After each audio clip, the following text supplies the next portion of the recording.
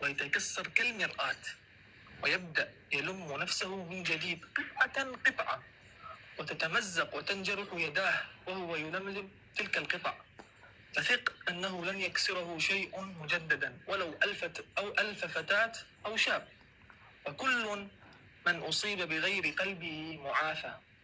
ستجده أقوى الناس، وأكثرهم تحملا في الشدائد، وأكثرهم صبرا، ولن يجعل مشاعره تتقدم على عقله خطوة للأمور الجلل.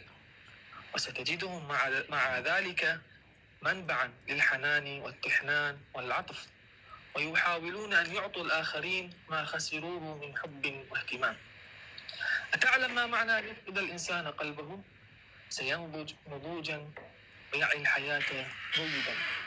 لذا تلقنوا الحكمة من المحبين. أما المحور الثاني